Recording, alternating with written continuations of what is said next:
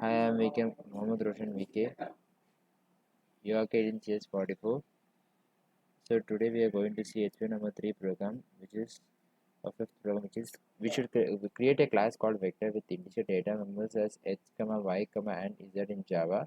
One constructor should initialize this data to 0, and another should initialize it to fixed values. We should define a member function to display it in x plus y plus z format. The member function should add two objects of type vector, pass as arguments, and return the resulting vector object. So you can see the program.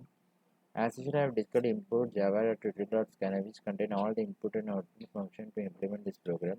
As they have given, I have created a class vector and I have declared three variables x, y, z, and I have stored these values in the constructor vector, and I have declared it as 0, x 0, y 0, and z 0, and I have passed another constructor which will store these values in h a as I have passed the arguments a, b, and c.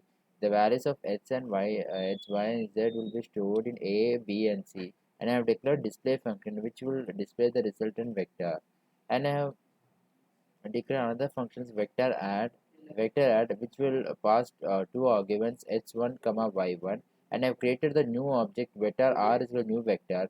So I just given r dot h is equal to h1 dot h plus y1 dot h. I have just given the formula, and I've created another main class vector3, and I've declared public static void main string arguments, and I have declared scanf function, and I've declared the object for vector, and I got the input from the user h, y, and z values of the vector 1, and I have and I have stored them in the object, and I have created another and I got the input from the user for the second vector, the value of x and y, and I have stored, and I have created another object which I will pass to add v1 comma v2, and I have just given the function v3.display which will go to the display function and display the result, the actual what the resultant vector and the values of x, y, and z.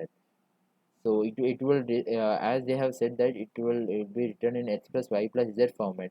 So I have given the display function in the form x plus y plus z. So we can just run and see the program. So I have just given three. Giving 3,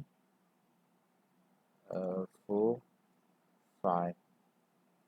For second route, I'm giving 4, 5, and 7. So it will be as it will be returning the form of x plus y plus z. So the addition of x plus the second first vector and second vector will be returning in this form. So thank you. That's all the third